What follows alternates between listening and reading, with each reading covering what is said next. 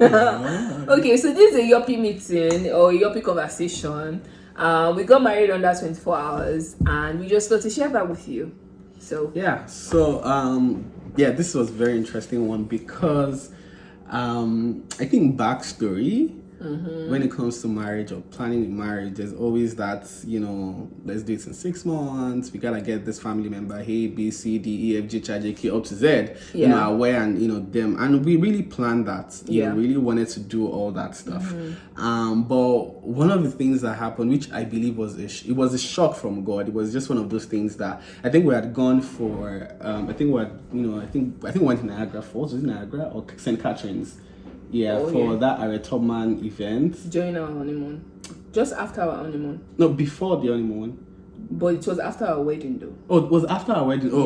Scratch that then. Yeah. So I know we did go somewhere and then we went for marriage seminar.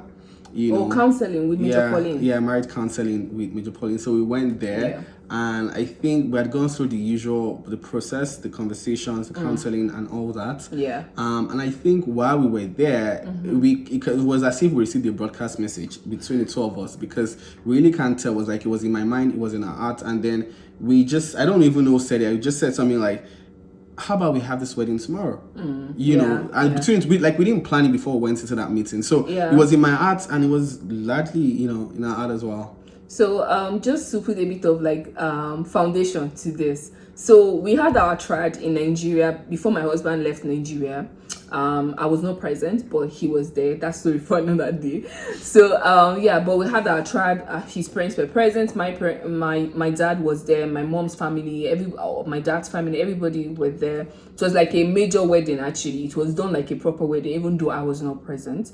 So but after having the triad, the plan was that when he comes over to Canada, in the next few months after that, we would plan our white wedding and reception, which I would then be present, and we'll do it together. But as at that time, when we were planning that okay, when it comes around, we'll pick a date. It looked like it's not something that could happen soon because we had family members who wanted to travel from the UK, from Australia, different parts of the world, and they from Nigeria even to Canada, and they wanted to be there for our big day, which we really appreciate them for. I think tentative date was like August, September, and we already did tried in December, right? And he was coming in January. So it looks like 9 months from now is when we would be able to do it. Although my mom was having conversations with people in the family, say, oh, these people already married traditionally, let them do their white wedding on time so that they can live together, to even avoid temptation and different kind of stuff, because my mom is like, these people have waited for long to not have sex before marriage, so let's not encourage, let's help them, to make it fast, kind of. So based on that, our marriage date was not even in view. It was not in view. There was no date in view. And I remember when we were during one of the counseling sessions that we had, Major Pauline had already asked me, oh, so when is the date? I said that I don't know the date, but she was trying to tell us that, oh, how about what if we open our minds to God, and maybe if God is even trying to tell us to have like a missionary wedding, something really fast. It doesn't really have to be elaborate. But I'm like, me, Omo Yoruba. If I don't want to dream about my wedding. I didn't even pay any attention because I'm like, no, it can't be. Like, are you joking? And I can remember also during one of our prayer meetings, myself and my husband, we used to fix a day.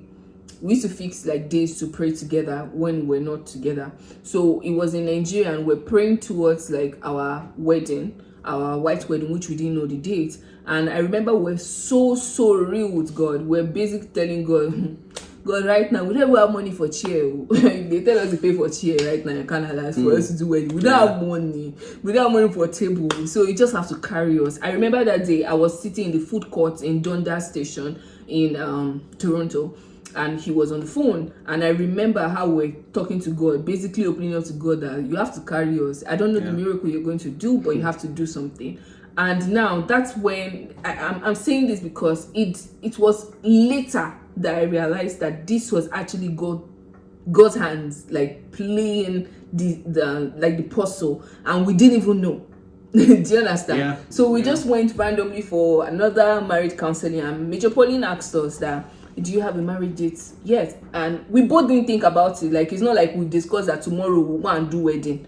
Jiggy. And I don't think we knew who said it, but it was like, it was as if I think maybe I said it or you said it, but what the rest one was, how about we do it tomorrow? And the next person was like, yeah, and then she was like, yes, tomorrow it is. Like, and this was we had a meeting. I think it was like in the afternoon. Yeah. And the service was going to be the next day, 10 a.m. next morning, which is a Sunday service, which is very unusual. Yeah, and I think that was even their first wedding in that location on Sunday. Or on a Sunday Sunday. Service. You know, so it was like, we're like, yeah, let's do it. How about tomorrow? And just like that, the Lord just set things in motion, put calls through without stress.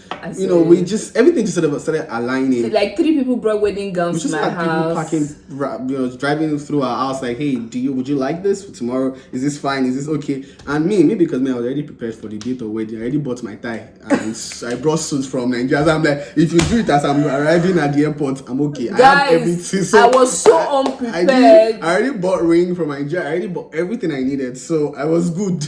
I was so unprepared. Like, who would buy a wedding dress like when you don't even have a wedding date? So I was not prepared. And then like people brought wedding gowns to our house, like 3 or 4. Yeah, we had people saying they were gonna handle unfortunately food. None of them were my size. So like 10 p.m. I think 10 p.m. we still had to go find like we were still trying out like a gown for like a wedding gown for at like 10 p.m. But we finally found one, not the best, but not the best. If you watch my wedding picture, you go. My husband is like, you want to stay empty, but it wasn't the best, but it did get the job done. Yeah. And I think for me that gown in itself is a testament of the power of God. Yeah. You know. So we had people bring food. We didn't pay for anything for our wedding. Let me not really lie. Yeah. The cake, we had 2 cakes. The cake, the fresh flowers that I used, the veil that I used. My husband, I think the flower that was in my pocket, and we basically we had a reception. There was food, there was music. Our family and friends gathered.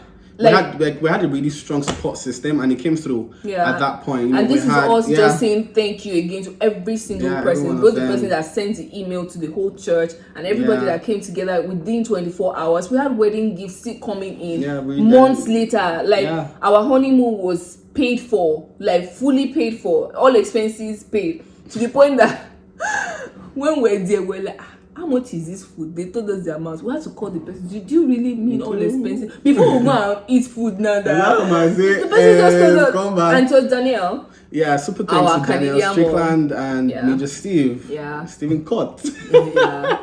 Yeah. Very wonderful family, Major Pauline and all. So it was like there was that planning, things literally took shape by 10 a.m. of that day, and everything was set. Like, we didn't see it coming, we didn't plan it. Interestingly, this was in February. Yeah. COVID happened in March. The lockdown in Toronto happened in March, the next month. Yeah. So, like, if we were waiting till September, it probably might not have happened. So we didn't see these things, but God did say it. Yeah. You knew that, guys, if you don't do it now. Yeah. And there are different layers of testimonies that, like, because of this marriage, some things that like God put in place. A number of things just sort of like started falling into place, and we just trusted, and it was still part of if you've seen one of our previous videos, still part of that conversation of just letting God lead you and just listening to his instructions to say this is what you need to do now, do it, and you'll be good. So that part of us, like the agreement from us in terms of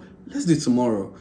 Like, I'm not sure of how many weddings I've been to that happen on a Sunday. Yeah. And I'm not sure about you. So it wasn't like we had any major precedent, like, let's do it tomorrow. Yeah, and then it's really weird because I was talking to somebody recently about our marriage experience and all, and I was really explaining like how we did not know it then, but God was just moving the puzzle.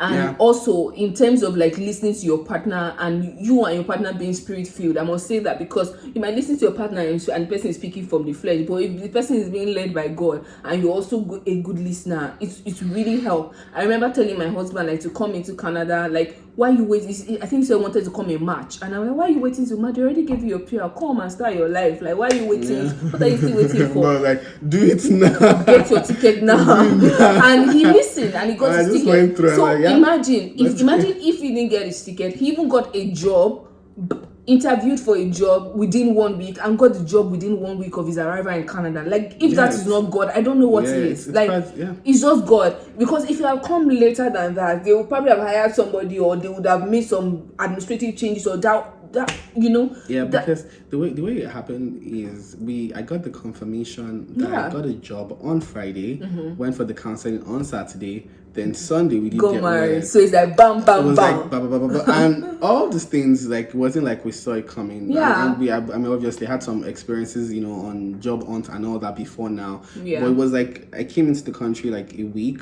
and the next week we got married, and we didn't plan it. We didn't say to ourselves that this is let's put in our calendar. This. The Lord just took control. Yeah.